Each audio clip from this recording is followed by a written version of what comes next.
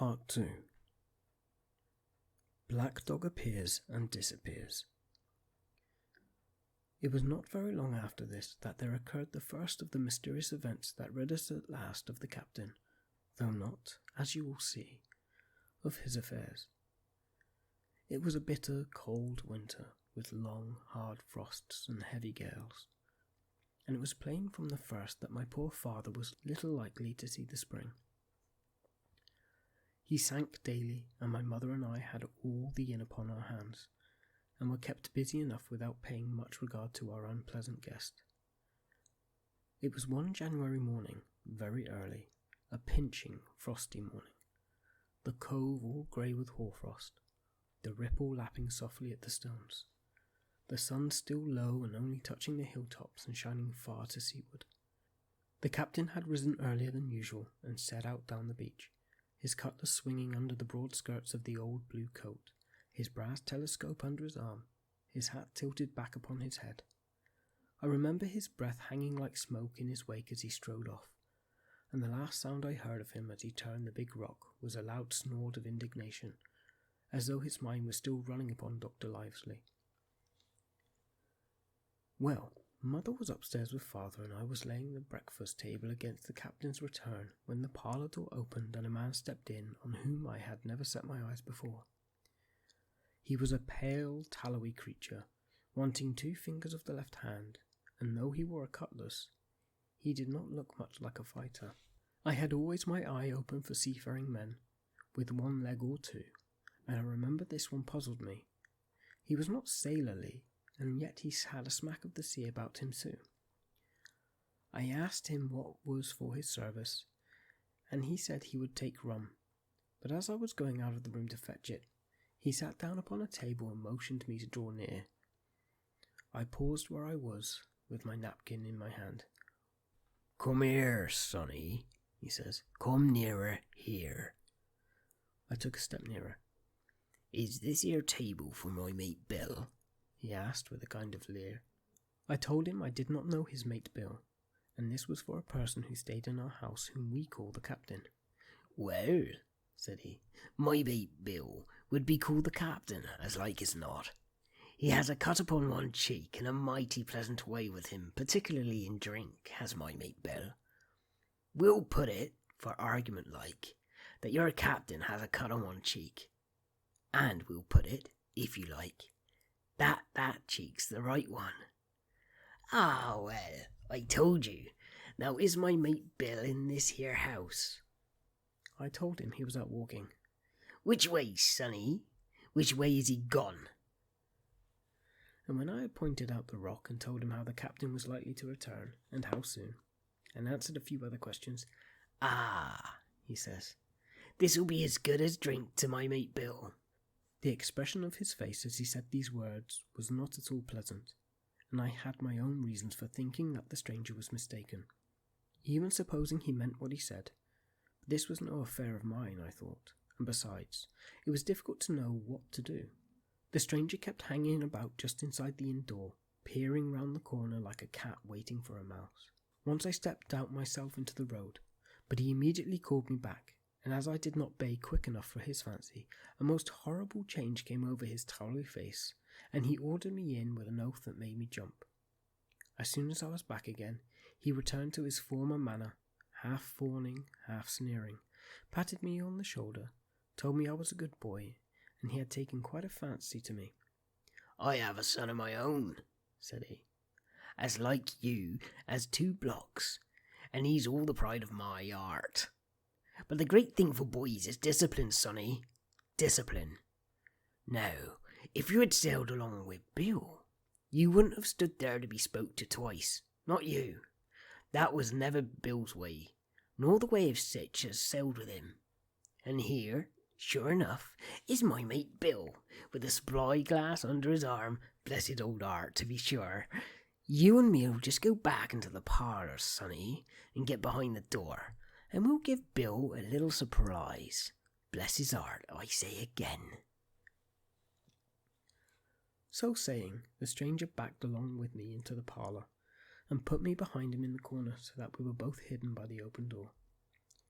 I was very uneasy and alarmed, as you may fancy, and it rather added to my fears to observe that the stranger was certainly frightened himself.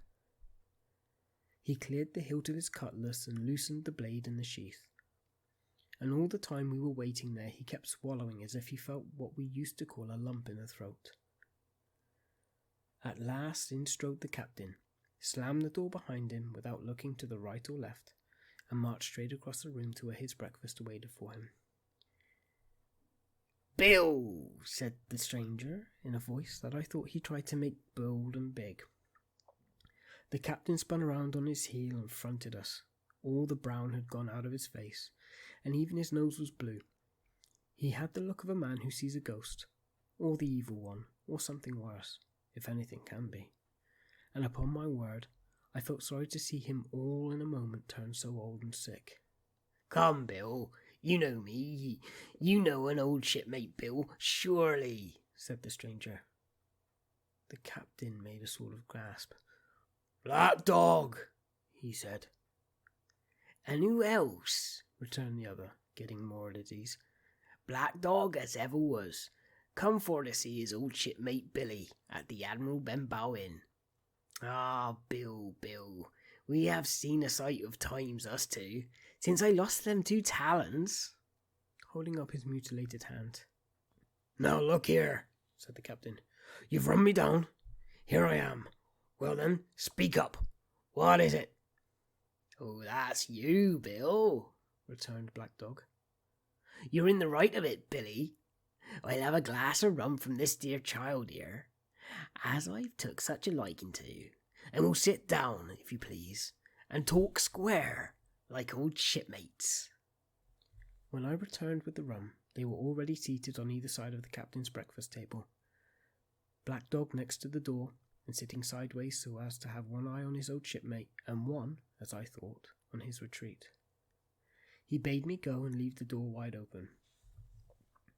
"None of your keyholes for me, sonny," he said, and I left them together and retired into the bar.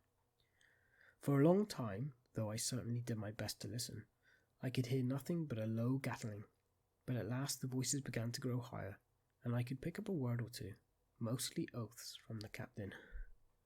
"No, and an end to it," he cried once, and again, "If it comes to swinging, swing all day, I say." Then all of a sudden there was a tremendous explosion of oaths and other noises. The chair and table went over in a lump. A clash of steel followed, and then a cry of pain, and the next instant I saw Black Dog in full flight, and the captain hotly pursuing, both with drawn cutlasses, and the former streaming blood from the left shoulder. Just at the door the captain aimed at the fugitive one last tremendous cut, which would certainly have split him to the chine had it not been intercepted by our big signboard of Admiral Benbow.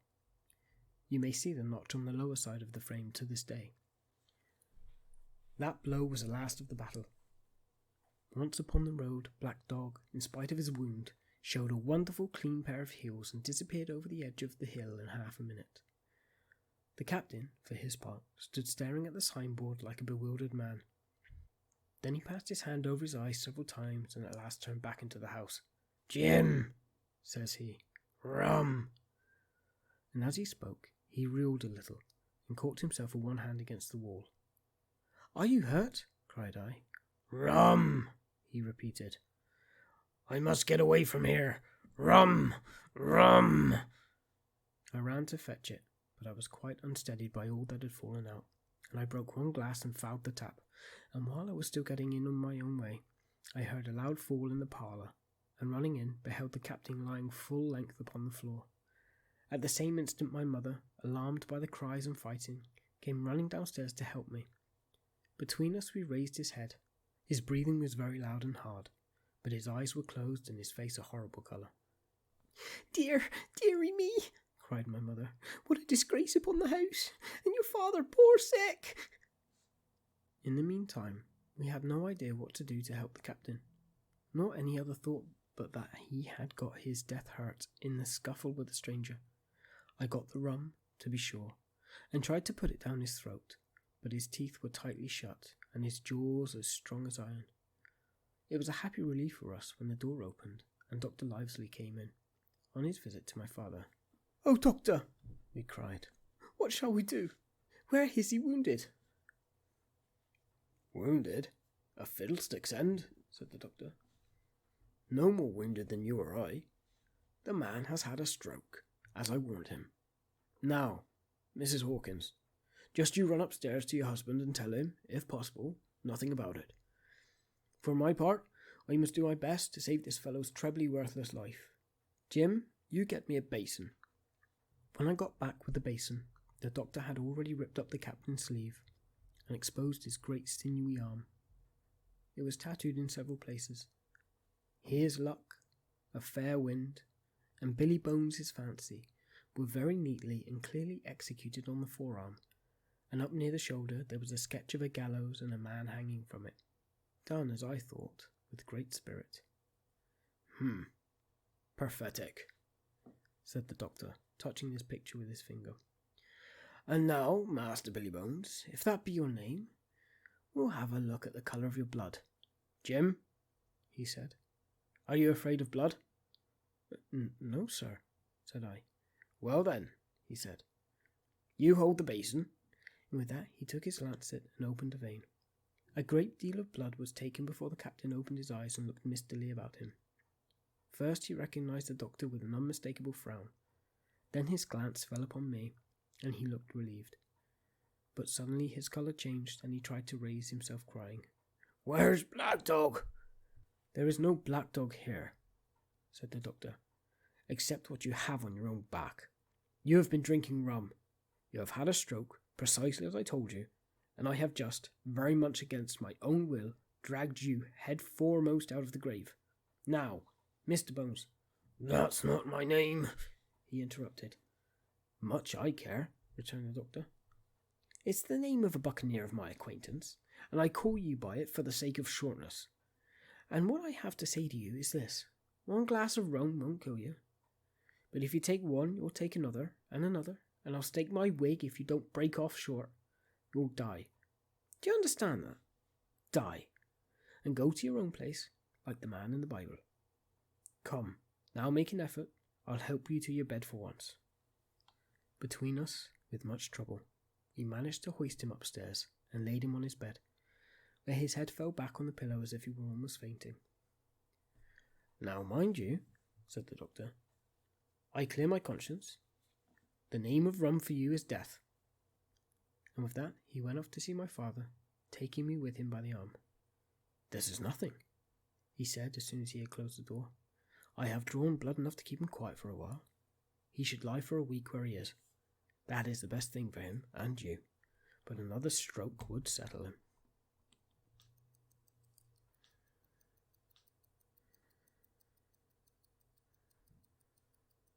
And that's all we've got time for tonight. It's getting late, but I do hope you enjoyed this part 2 of Treasure Island.